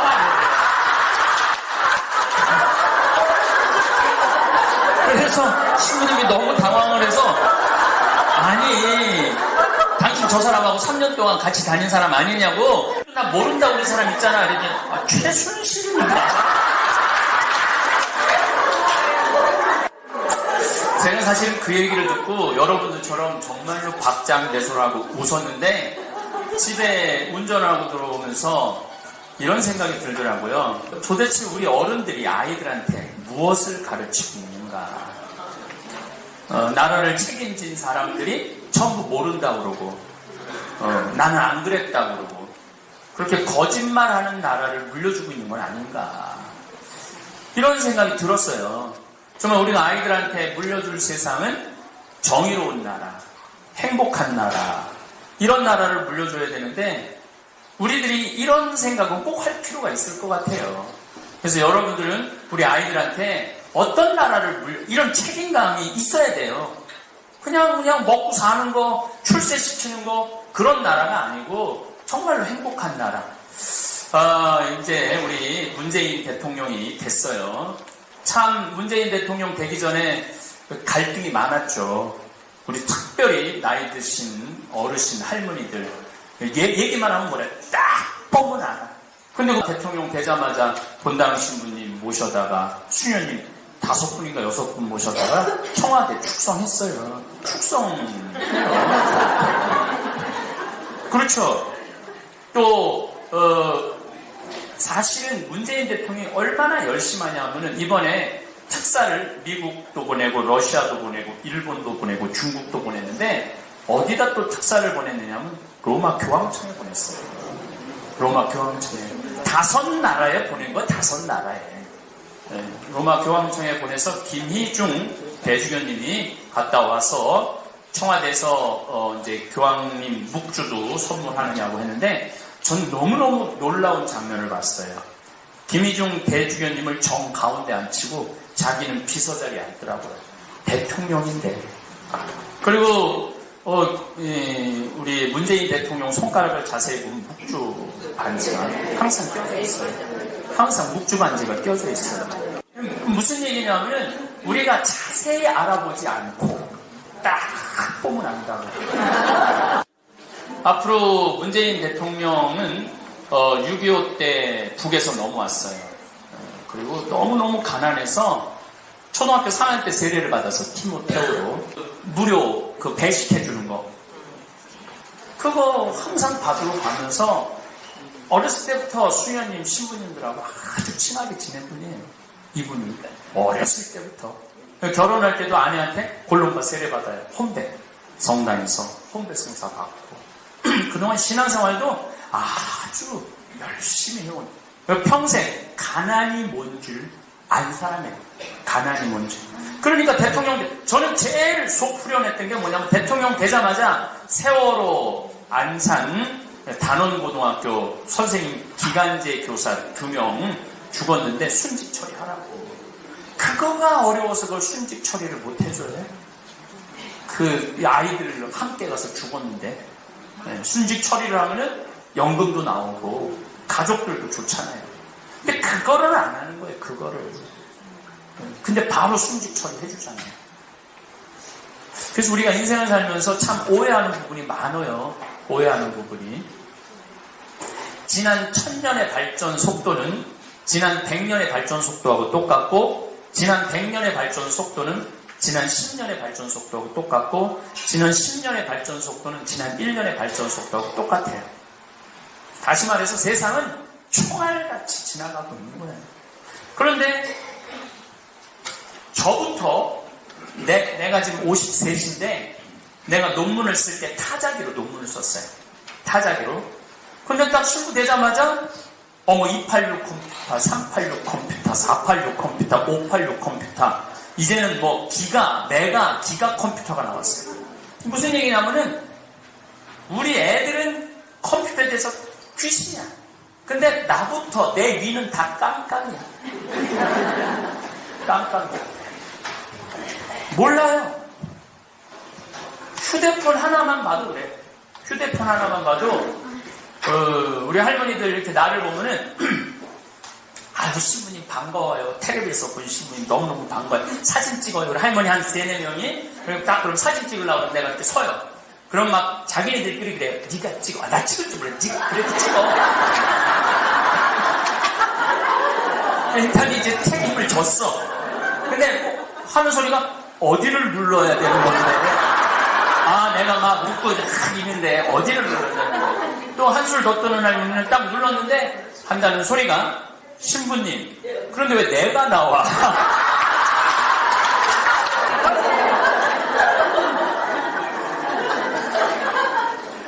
참 답답하죠. 답답해요. 참 답답해요. 내가 이렇게 강의 때 보면은 할머니들 핸드폰에 휴대폰이 울려요. 그럼 이 할머니들은 네 바지에서 울리는지 내 바지에서 울리는지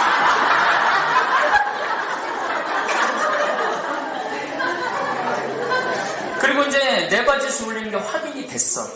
근데 문제는 끌 줄을 몰라. 이거 어떻게 해야 돼? 유일하게 끌 수 있는 방법은 전화를 받는 거예요. 전화를 받아서 이렇게 말하는 소리가 제 귀에 들려요. 나 지금 신부님 강의 듣는 중이야. 근데 저쪽에서 이렇게 말합니다. 엄마 지금 중요한 얘기야. 그럼 이때부터 공간 개념이 없어져요. 그래서 말해봐 무슨 얘기인데 통화를 하기 시작해. 근데 어떻게 딱 보면 알아요. 휴대폰 사용법도 모르는데 이 시대 흐름, 이 세상 돌아가는 걸 어떻게 딱 보면 알아. 다시 말해서 이제는 근데 나이를 먹으면요, 이 자존심이 유일한 거야. 내가 이 나이 먹었는데 내가 또 배우고 물어봐야 돼? 안 물어보는 거예요. 몰라도. 그러고 이제 휴대폰을 막 뭐가 안 열리면은 가서 물어보면 되는데 승질이 나니까 던져. 1960년대, 70년대 집에 무슨 전화기가 있었죠? 다이얼 전화기가 있어요. 다이얼 전화기. 놀리고. 근데 1980년대 후반에는 집에서 무슨 전화기가 났냐면 집에서 무선 전화기가 있었어요. 집에서. 80년대 후반, 89년서부터는 무슨 전화기가 났냐면 휴대폰이 나왔어요. 휴대폰, 핸드폰. 그렇죠? 그런데 90년대 중반 넘어서서 스마트폰이 등장하기 시작을 했어요. 핸드폰은 바깥에서 전화를 걸 수 있는 거야. 근데 스마트폰은 사진기 되고, 텔레비전 되고, 라디오 되고, 그 다음에 또 뭐가 음악 되고, 다 인터넷 되고, 다 되는 거예요.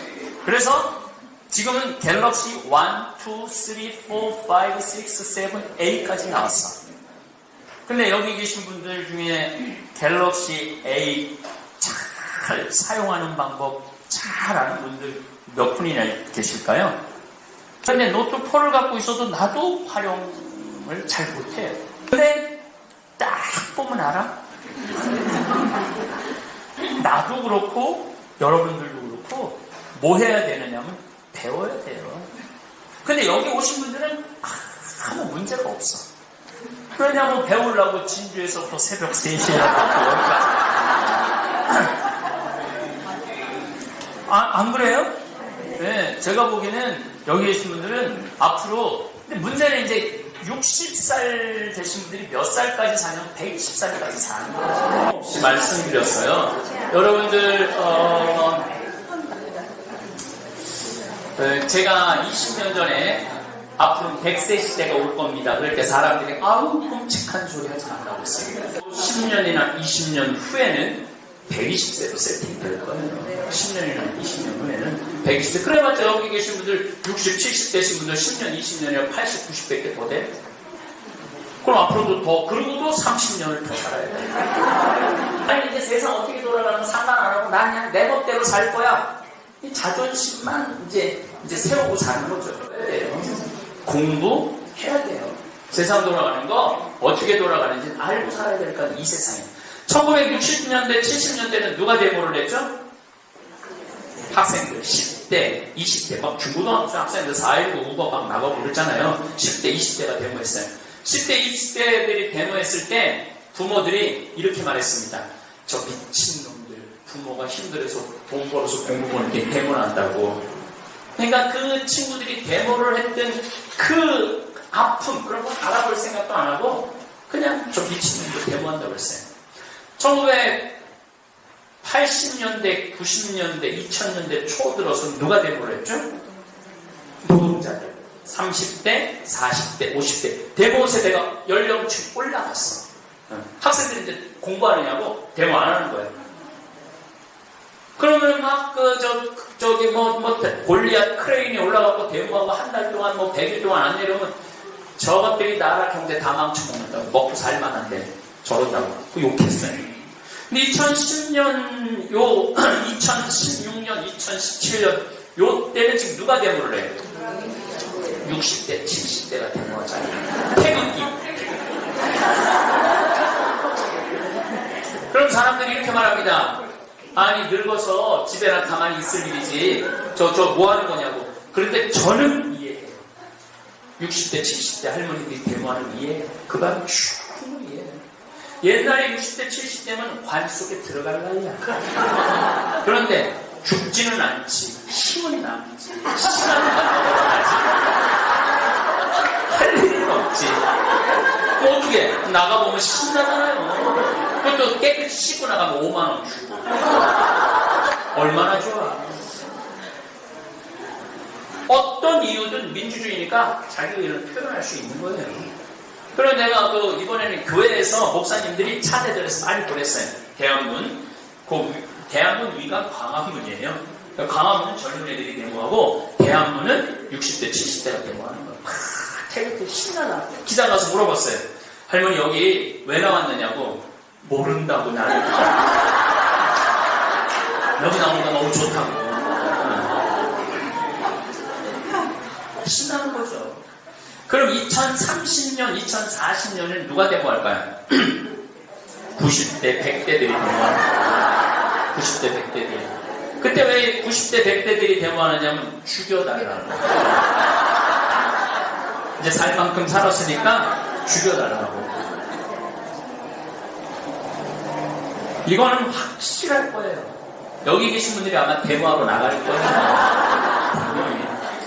이미 유럽은 90대, 100대들이 데모했어요. 죽여달라고. 그래서 뭐 멀쩡한데 죽이지는 않죠. 이제 기력도 없고 더 이상 치료해도 의미가 없어도 더 이상 치료 안 하고 안락사법이 통과가 된 거예요. 근데 앞으로는 세상이 그렇게 변한다는 거예요. 세상이 아주 정말로 총알같이 변할 거예요. 그러니까 여러분들이 앞으로 그냥 바로 죽으면은 뭐 세상 돌아가는 거 알 필요 뭐 있어. 어쨌거나 앞으로 50년, 60년 살아야 되거든. 살아야 되는데 아무것도 모르고 딱 보면 오해를 하면서 살면 안 되잖아요. 오해를 하면서 살면 안 되잖아요. 저는 이 문재인 대통령이 참 안타까운 게 되자마자 치매 할머니들 치료비 95% 국가에서 부담하는 거 지금 추진하고 있어요. 치매 걸린 할머니들 95% 국가에서 부담. 국가가 책임져야 됩니다. 그런데 그렇게 챙기는 할머니들이 정말로 국민을 위한 정책을 내가 보기엔 피고 있는데, 그래서 그런 오해는 하지 말았으면 좋겠다라는 의미에서, 물론 우리 천주교 신자이기 때문에 내가 편을 드는 거죠. 그것도 그냥 신자가 아니고 열심한 신자이기 때문에 편을 드는 거죠. 어쨌거나 2040년대 가면은 결혼도 안 할 거예요. 지금 제가 그 강의 준비하고 왔는데, 내일 제가 명동 호스트홀에서 뭐 주교회의에서 무슨 생명 무슨 문화 콘서트 하는데 그 강의를 해달라고 해서 지금 강의 준비를 하고 있는데, 2030년 40년 되면은요 결혼 안 합니다. 웬만한 사람들 결혼 안 해요. 왜냐하면은 대화해주는 컴퓨터가 나오는데, 누구라는 거 벌써 나왔잖아요. 누구라는 컴퓨터, AI, 인공지능, 대화해주는 컴퓨터. 그리고 2030년 40년 가면은 성적인 것도 만족시켜주는 컴퓨터 나옵니다. 성적인 거 만족시켜. 지금은 성적인 거 만족시켜주는 인형이지만 이제는 컴퓨터가 나오면 이건 정말 달라지는 세상이에요. 뭐하러 골치 아프고 여자랑 살아요. 남자랑 살고. 정말 심각한 세상의 변화가 오는 거예요. 근데 문제는 컴퓨터가 감정을 느끼는 거예요. 감정을 느낀다는 건 하느님을 찾을 수 있다는 거예요. 그래서 컴퓨터들이 나한테 와갖고, 신부님 저 세례 받고 싶습니다. 그럼 세례를 줘야 돼? 말아야 돼? 주지 말아야 돼? 이것도 얘기하려면 끝도 없는 시간이 필요한데, 세례 내가 안 줘도 걔네들은 아무 상관하지 않아요. 왜냐하면 자기네들끼리 세례 주는 신부를 만들 거니까. 세례 주는 신부를 만들 거니까 자기네들끼리. 그러니까 세상은 굉장히 정말 우리가 상상도 못하는 속도로 변하는 거예요. 우리는 또 행복의 길도 몰라. 이렇게 깜깜한 상태에서 답답하게만 사는 거야. 답답하게. 행복하게 살지 못하고. 그러면은 우리가 정말로 행복하게 사는 법을 제대로 배웠느냐. 맨날 희생이라고 그러고 참으라고 그러고. 그렇게만 배웠죠? 네. 네가 한 번 더 참으면 무슨 뭐 참을 입자 3번을 쓰면은 뭐 살인을 면한다고 그러고, 평생 60평생 참고 사는 결혼 생활, 그런 분들 참 많아요. 그렇죠? 네. 근데 이제 120살 살면서 60평생 참고 사는 게 아니에요. 100년을 참고 살아야 돼요. 여러분 그게 행복하겠어요? 그건 행복하지 않아요. 그러니까 이제 우리는 이제 생각을 이제 바꿔야 돼요.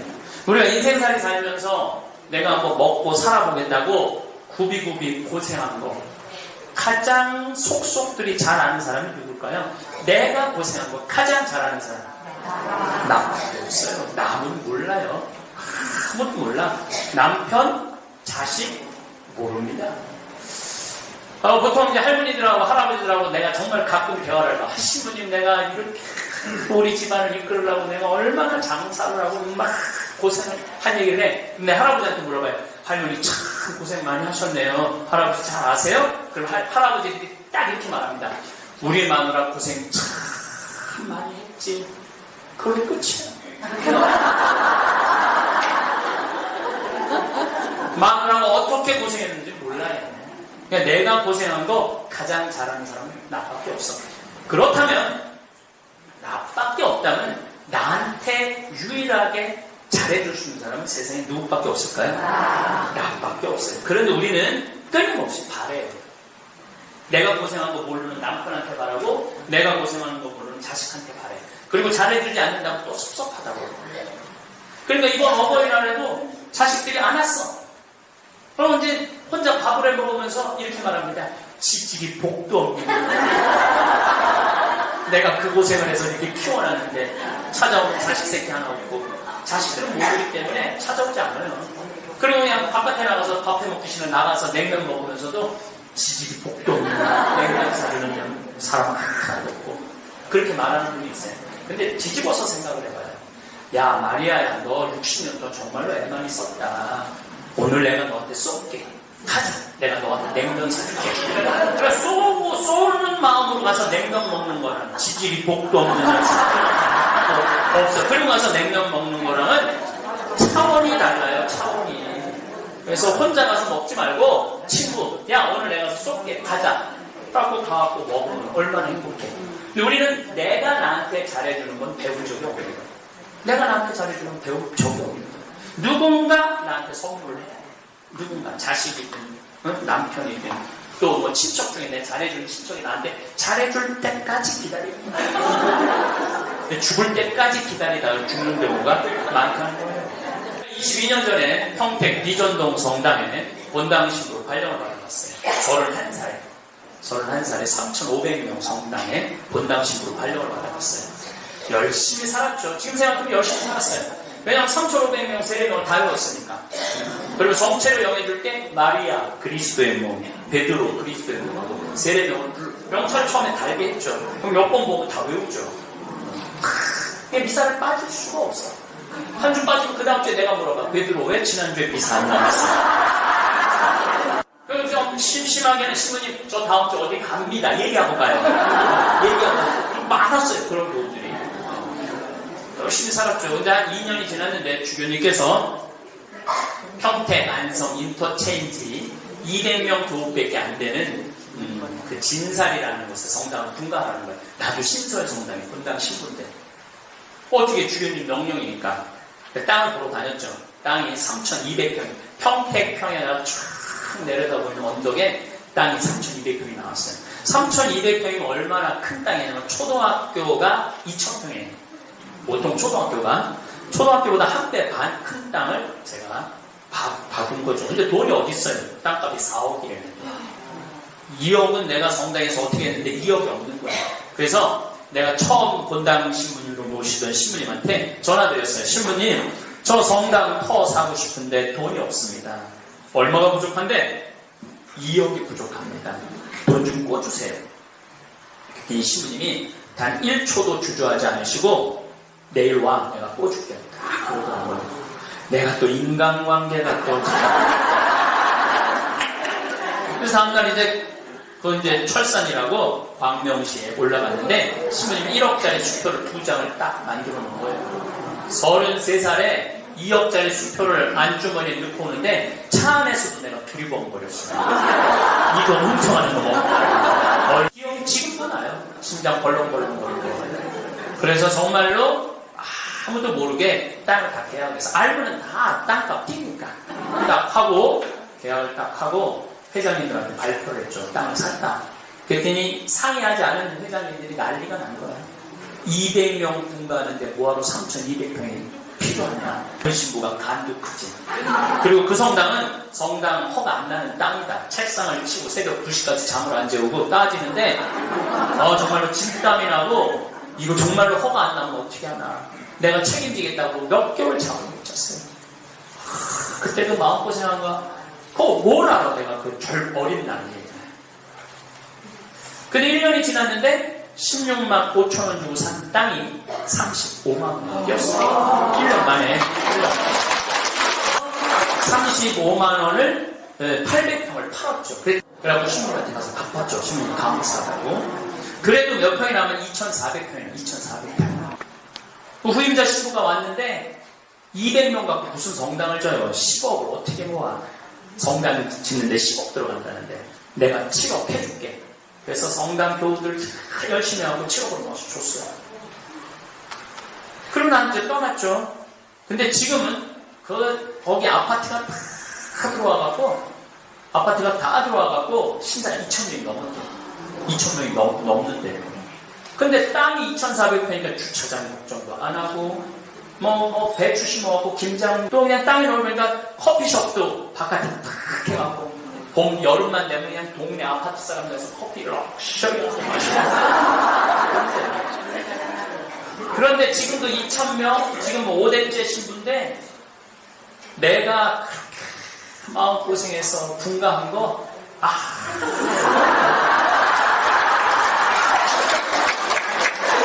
누구만 알아? 교우들이 몰라준다고. 아니 그 교우들이 내가 분가한 거조차도 모를 거예요. 했어요. 새로 영세받은 사람들이 그 진사리를 내가 그렇게 마음고생해서 땅 본 거 아무도 몰라. 그 몰라준다고 내가 맨날 섭섭하다고 지들이 복도 없는 신부라고 건강하면 누가 어리석은 거냐면 내가 어리석은 거예요. 저는 거기 지나다닐 때마다 야 내가 저렇게 큰 땅 예쁜 땅을 분가를 했구나. 참 차이나 너 기특하다. 그래서 나는 나한테 잘해줘요. 나는 내가 난 뭐 본당 신부도 아니기 때문에 내가 갈비 먹고 싶으면은 총회장이 사줄래나 부회장이 사줄래나 정부회장이 사줄래나 나는 안 기다려요. 그래서 행복하려면 뭘 벌어야 되냐면 거지 근성을 벌어야 돼. 행복하려면 거지 근성을 남이 잘해줄 때까지 기다리면 그 사람은 행복하게 되는 거예요. 그래서 작년 12월 6일날 내가 이선희 콘서트를 갔다 왔어요. 내 이선희 씨 노래를 참 좋아하거든요. 우리 나보다 한 살인가 많을 거예요. 그 이선희 씨가 요즘 나오는 노래 2년 그 노래 들으면 막 가슴이 미어지죠. 근데 서울이나 대전이나 대구나 여기 거리가 똑같아요. 네. 근데 서울은 벌써 콘서트가 끝났더라고. 그런데 대전 보니까 티켓이 있더라고. VIP 체육관 VIP 끊었는데 중간이야. 근데 그 중간 큰 체육관에 중간 VIP 끊었는데 티켓 값이 얼마냐면 15만 6천 원. 누구 돈으로 끊었을 것 같아요? 내가 돈으로 끊었어. 남이 끊어줄 때까지 기다리다가는 죽을 때까지 못 가는 거예요.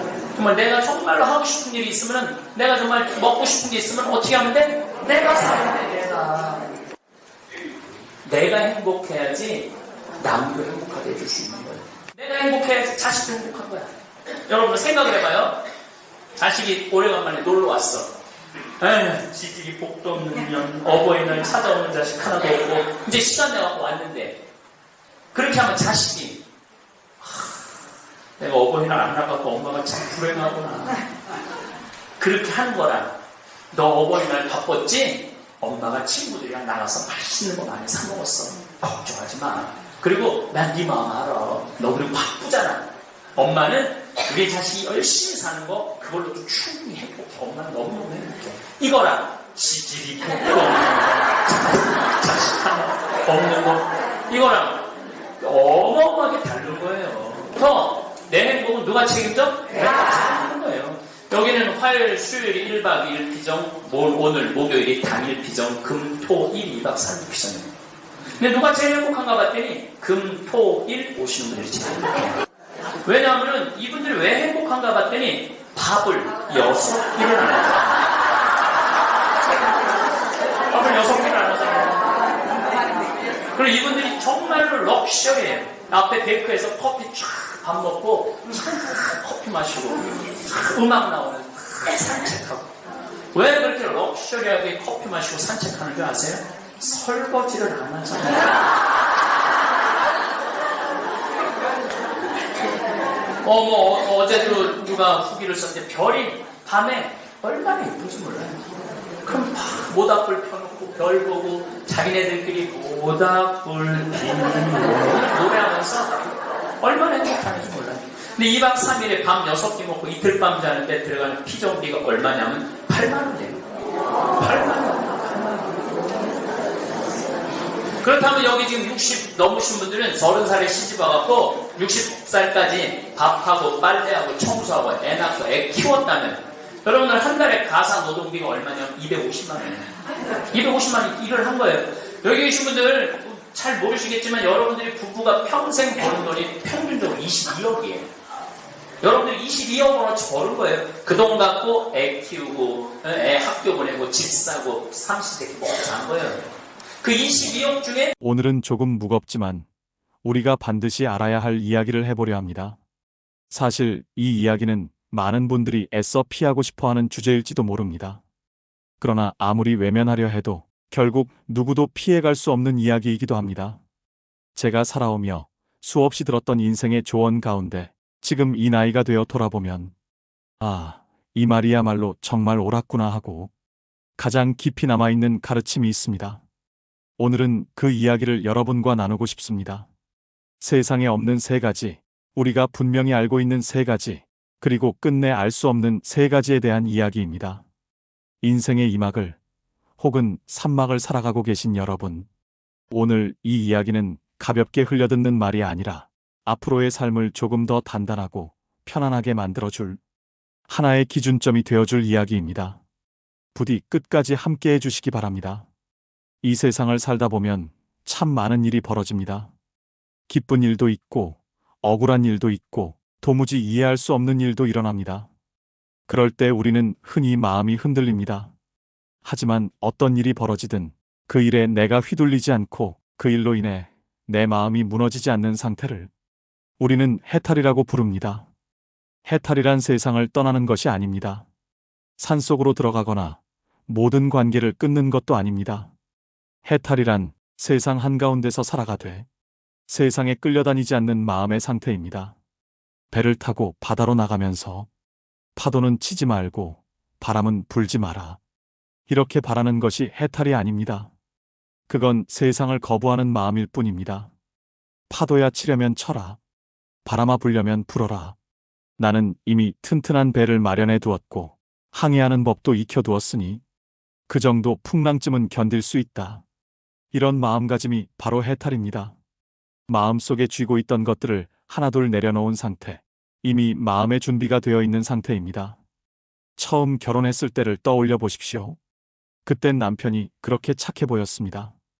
이 사람이라면 평생을 함께해도 괜찮겠다는 믿음이 있었을 것입니다.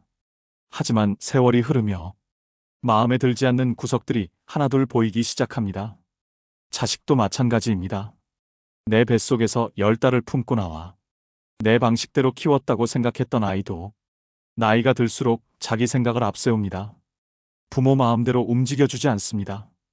이렇듯 세상 일이 어찌 내 뜻대로만 흘러가겠습니까? 내가 아무리 애를 써도 사람은 내 뜻대로 되지 않고 인생은 계획대로만 흘러가지 않습니다. 파도가 일면 파도를 타고 가면 됩니다. 파도가 치지 않으면 그 고요를 즐기면 됩니다. 문제는 파도가 아니라 파도를 거부하는 내 마음입니다. 세상 일이 내 생각대로 되지 않는다고 해서 그것에 매달려 괴로워할 이유는 없습니다. 삶이란 원래 그런 것입니다. 사람들은 흔히 말합니다. 인생의 목적은 행복이다. 그러나 이 말을 조금만 깊이 들여다보면 그 안에 모순이 숨어 있다는 것을 알게 됩니다. 행복을 쫓는 순간 불행은 반드시 함께 따라옵니다. 행복과 불행은 손등과 손바닥처럼 때려야 뗄 수 없는 관계이기 때문입니다. 그래서 진정한 행복이란 행복해지고자 하는 마음마저 내려놓았을 때 비로소 찾아옵니다. 나이가 들면 예전에는 들리지 않던 소식들이 들려옵니다. 오랫동안 연락 없던 사람에게서 연락이 옵니다. 대부분은 부고 소식입니다. 무소식이 희소식이라는 말이 이제는 가슴 깊이 와 닿습니다. 소식이 없다는 것은 아직 살아있다는 뜻이기 때문입니다. 얼마 전 저 역시 지인의 장례를 치르기 위해 화장장에 다녀왔습니다. 화장장 정문부터 연구차와 버스들이 줄지어 서 있었습니다. 관이 전기화로에 내려가자 전광판에 고인의 이름과 함께 소각 중이라는 글자가 켜졌습니다. 약 40분쯤 지나니 소각 완료, 조금 후에는 냉각 중이라는 글자가 켜졌습니다. 예전에는 소각부터 냉각까지 100분 정도 걸렸다고 합니다. 지금은 50분 남짓입니다. 기술은 발전했고 장례 절차도 점점 더 간결해졌습니다. 냉각이 끝나면 흰 뼈가루가 컨베이어 벨트를 따라 나옵니다.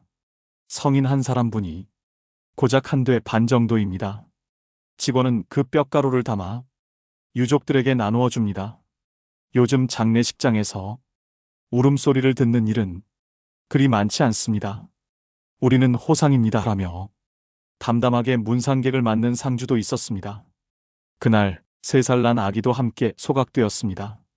작은 관이 내려갈 때 젊은 엄마는 돌아서서 울었습니다. 아기의 뼈가루는 서너 홉쯤 되었을 것입니다. 그 순간 저는 이런 생각이 들었습니다. 나이 든 사람이든 어린아이든 모두 한 세상 살다가 가는 것이구나. 인간은 태어나는 순간부터 죽음을 향한 여정에 오릅니다. 우리는 태어나자마자 죽음을 향해 걷기 시작하는 존재입니다. 죽으면 말길이 끊어집니다. 죽은 사람은 자신의 죽음을 인지하지 못합니다. 죽음은 경험할 수 없는 사건입니다. 인간은 그저 죽을 뿐입니다. 머물러 태어나지 않을 수 없고 태어난 이상 늙지 않을 수 없으며 늙으면 병들고 병들면 죽지 않을 수 없습니다. 그리고 탄생과 죽음은 연습이 허용되지 않습니다. 우리는 삶의 무거움과 죽음의 가벼움을 함께 생각해야 합니다. 죽음이 이토록 가볍기에 우리는 남은 삶의 무게를 견뎌낼 수 있는지도 모릅니다. 더 욕심낼 것도 없고 더 무거운 짐을 지고 살아갈 필요도 없습니다. 죽음은 날이 저물고 비가 오고 바람이 부는 것과 같은 자연현상일 뿐입니다. 그래서 미리 마음속으로 이렇게 정해두는 것이 좋습니다. 돈 들이지 말고 죽자. 주변 사람 힘들게 하지 말고 가자. 질척거리지 말자. 지저분한 것 남기지 말고 가자. 빌려온 것이 있으면 다 갚고 가자. 남은 것이 있으면 다 주고 가자. 입던 옷은 깨끗이 빨아입고 가자. 죽음학자 퀴블러 로스는 죽음을 앞둔 인간의 마음을 부정, 분노, 타협, 우울, 수용의 단계로 설명했습니다. 물론 모든 사람이 같은 순서를 밟는 것은 아닙니다. 자신의 삶이 충분히 의미 있었다고 믿는 사람, 그리고 죽음을 가까이에서 차분히 지켜본 경험이 있는 사람은 자신의 죽음을 비교적 잘 받아들입니다. 죽음을 앞두고 집안의 서랍과 수납장을 열어보면 이 쓰레기 더미 속에서 한 생애가 지나갔다는 생각에 서글퍼지는 순간이 옵니다. 정작 내가 정말 하고 싶었던 일은 아직 하나도 하지 못했는데 왜 그렇게 두 손에 쓸데없는 것들을 꽉 쥐고 살았는지 후회가 밀려옵니다. 그래서 지금이라도 조금 더 가볍게 살아야 합니다. 세상에 없는 3가지가 있습니다. 정답은 없고 비밀은 없고 공짜는 없습니다. 우리가 분명히 알고 있는 것도 있습니다. 사람은 반드시 죽고 죽음은 혼자 맞이하며 아무것도 가지고 갈 수 없다는 사실입니다. 반대로 끝내 알 수 없는 것도 있습니다. 언제 죽을지, 어디서 죽을지, 어떻게 죽을지는 아무도 모릅니다. 그래서 우리는 오늘을 정성껏 살아야 합니다. 인생은 소풍입니다. 잠시 왔다가 다시 돌아가는 길입니다. 그러니 너무 바쁘게 살지 마십시오. 너무 욕심부리지도 마십시오. 곱게 늙어간다는 것은 몸이 늙지 않는다는 뜻이 아닙니다. 몸은 늙어도 마음은 날마다 새로워지는 것입니다. 늙음 속에 낡음이 없을 때 그 삶은 참으로 아름답습니다. 겉은 늙어가도 속은 더 깊고 따뜻해지는 삶, 그것이 품위 있는 노년입니다. 우리는 하루에도 수없이 많은 죽음을 스쳐 지나가며 살아갑니다. 아침에 눈을 뜨면 스마트폰 화면 속 뉴스에는 사고 소식이 떠 있고 텔레비전을 켜면 이름도 얼굴도 모르는 누군가의 마지막 순간이 짧은 영상으로 소비됩니다.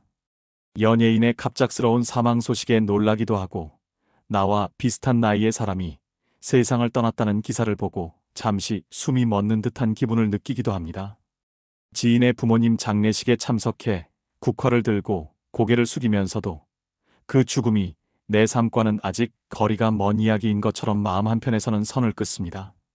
우리는 그렇게 죽음을 곁에 두고도 정작 나 자신의 죽음에 대해서는 애써 외면한 채 살아갑니다. 그러다가 어느 날 정말로 피할 수 없는 순간이 찾아옵니다. 부모의 임종을 지켜보거나 형제자매의 갑작스러운 부재를 실감하거나 사랑했던 사람의 마지막 얼굴을 마주하게 되는 순간 말입니다. 그제서야 사람은 비로소 삶이 얼마나 덧없는지, 지금까지 붙잡고 있던 걱정과 불안, 분노와 욕심이 얼마나 허망한 것이었는지를 뼈저리게 느끼게 됩니다. 동시에 공허함이 밀려옵니다. 아무것도 손에 잡히지 않고 왜 살아왔는지, 앞으로 어떻게 살아야 하는지 알 수 없는 두려움이 마음을 잠식합니다. 삶과 죽음에 대한 자기만의 생각과 철학을 한 번도 정리해 본 적이 없었던 사람일수록 이 두려움은 더 크게 다가옵니다. 준비되지 않은 숙제를 갑자기 떠안은 기분이 들기 때문입니다. 죽음은 삶의 반대편에 있는 특별한 사건이 아니라 삶 그 자체에 자연스럽게 포함된 한 과정입니다. 태어나는 순간부터 우리는 이미 죽음을 향해 걷고 있고 그 길 위에서 성장하고 사랑하고 일하며 나이를 먹습니다. 그럼에도 불구하고 대부분의 사람에게 죽음은 입에 올리는 것조차 불편한 주제입니다. 괜히 이야기하면 재수가 없을 것 같고 생각만 해도 기분이 가라앉으며 마주하기에는 너무 무겁고 두려운 존재로 느껴집니다. 그래서 우리는 죽음을 뒤로 미루고 노년과 마지막에 대한 고민도 함께 미뤄둔 채 현재만을 살아갑니다. 하지만 지금 우리는 과거와 전혀 다른 시대를 살고 있습니다.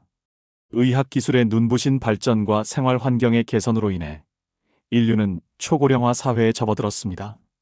평균 수명은 계속 늘어나고 있고 예전 같으면 상상하기 어려웠던 나이까지 살아가는 것이 이제는 특별한 일이 아닙니다. 문제는 여기서 시작됩니다. 인간에게 주어진 이 기나긴 시간이 과연 모두에게 축복일까요? 아니면 준비되지 않은 사람에게는 오히려 무거운 짐이 될까요?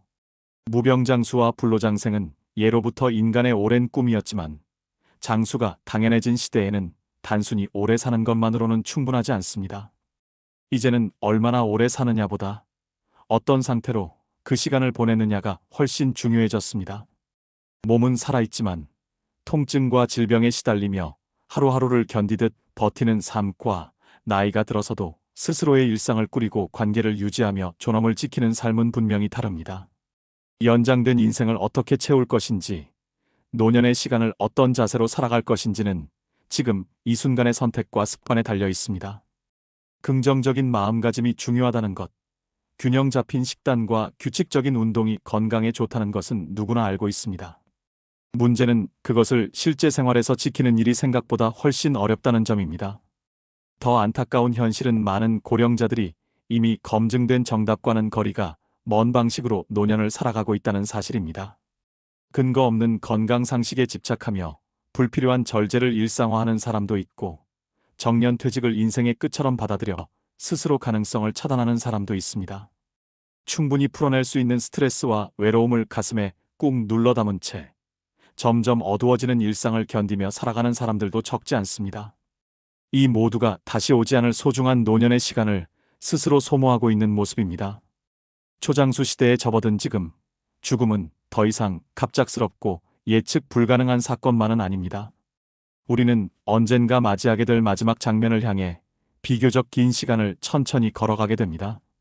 그렇기에 이제는 단순히 오래 사는 법이 아니라 노년 생활의 질을 어떻게 지켜낼 것인지, 질병과 함께 살아가는 시간마저도 어떻게 의미 있게 꾸려갈 것인지 고민해야 합니다.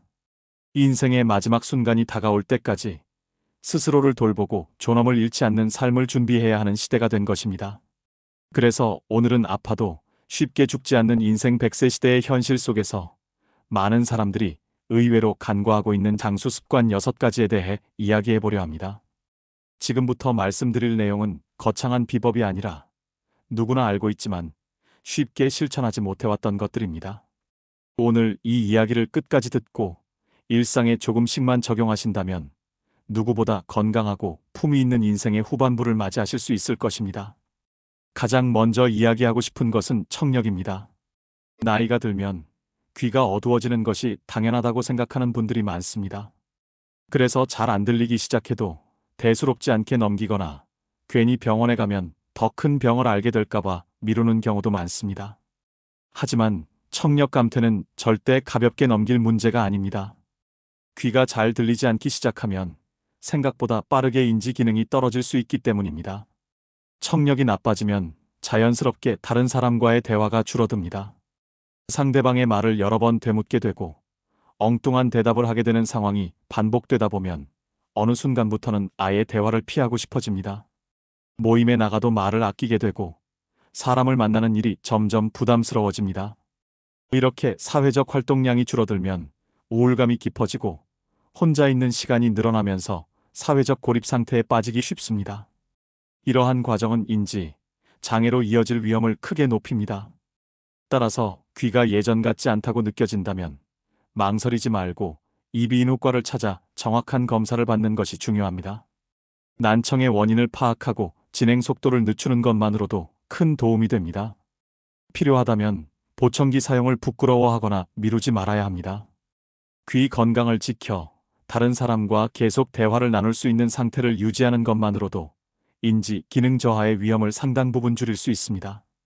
과거에는 보청기가 크고 눈에 잘 띄었으며 소리가 갑자기 울리는 등 불편함이 많았습니다. 하지만 요즘은 기술이 발전하면서 크기도 작아지고 성능도 훨씬 좋아졌습니다. 가격 역시 예전에 비해 현실적인 수준으로 내려왔고 부담스럽다면 월 단위로 저렴하게 이용할 수 있는 대여 서비스도 마련되어 있습니다. 시험 삼아 사용해보며 자신에게 맞는지 확인해보는 것도 좋은 방법입니다. 다음으로 강조하고 싶은 것은 나이가 들수록 외모에 더 신경 써야 한다는 점입니다. 기분이 가라앉아 있을 때 억지로라도 머리를 정리하고 옷을 갈아입으면 마음이 조금은 가벼워지는 경험을 해보신 적이 있을 것입니다. 우리는 흔히 마음이 먼저이고 행동은 그 결과라고 생각하지만 실제로는 행동이 마음을 이끄는 경우도 많습니다. 외모를 가꾸는 행위는 단순히 남에게 보이기 위한 것이 아니라 스스로를 존중하고 돌본다는 신호이기도 합니다. 노년기에 외모 관리를 포기해버리면 감정의 노화가 눈에 띄게 빨라지는 경우가 많습니다.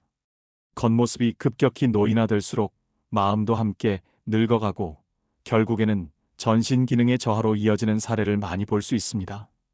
반대로 나이가 들어서도 단정한 옷차림을 유지하고 머리와 피부를 관리하는 사람들은 대체로 활력이 있습니다. 요양원이나 요양병원에서도 정기적인 미용 서비스를 이용하는 어르신들이 그렇지 않은 분들에 비해 인지 기능이 더 잘 유지된다는 이야기를 종종 들을 수 있습니다. 여성이라면 간단한 화장과 머리 손질만으로도 분위기가 달라집니다. 최근에는 피부 관리나 보톡스, 필러 같은 시술도 예전에 비해 접근성이 좋아졌습니다. 과하지 않게 자신을 더 건강하고 생기 있게 보이도록 관리하는 것은 노년의 삶의 질을 높이는데 분명한 도움이 됩니다. 나이가 들었다고 해서 매력을 포기할 이유는 없습니다. 노후의 부부관계에 대해서도 현실적인 이야기를 하지 않을 수 없습니다. 부부가 삼시세끼를 늘 함께 먹는 생활은 겉보기에는 화목해 보일 수 있지만 실제로는 많은 갈등의 씨앗이 되기도 합니다. 함께 보내는 시간이 늘어날수록 사소한 생활 습관의 차이가 크게 느껴지고 작은 불편이 쌓여 큰 스트레스로 이어지기 쉽기 때문입니다. 통계적으로도 은퇴 이후 황혼 이혼이 꾸준히 증가하고 있습니다. 오랜 세월을 함께 살아온 부부라도 정년퇴직 이후 하루 종일 얼굴을 마주하며 지내는 생활은 전혀 다른 문제입니다. 특히 아내의 입장에서 남편이 하루 종일 집에 머물며 일거수일투족을 묻고 간섭하는 상황은 큰 부담이 될 수 있습니다. 서로 각자의 생활 영역과 시간을 존중하지 않으면 애정은 쉽게 피로감으로 변합니다. 노년의 부부에게는 함께 있은 만큼이나 적절한 거리두기가 필요합니다. 또 하나 중요한 습관은 바로 많이 씹는 것입니다. 씹는 행위는 단순히 음식을 잘게 부수는 과정이 아닙니다. 씹을 때 사용하는 근육은 뇌와 직접적으로 연결되어 있어 저작 활동이 활발할수록 뇌의 혈류량이 증가합니다. 실제 연구에서도 껌을 씹는 것만으로 기억력과 집중력이 향상되는 결과가 확인된 바 있습니다. 치아 건강이 나빠져 씹는 횟수가 줄어들면 뇌로 전달되는 자극 역시 감소하게 됩니다. 또한 딱딱한 채소나 단백질 식품을 피하고 부드러운 음식 위주로 식단이 바뀌면서 영양 불균형이 생길 가능성도 커집니다. 이러한 이유로 치아 상태가 좋지 않은 사람은 인지장애 발생 위험이 더 높다는 연구 결과도 있습니다.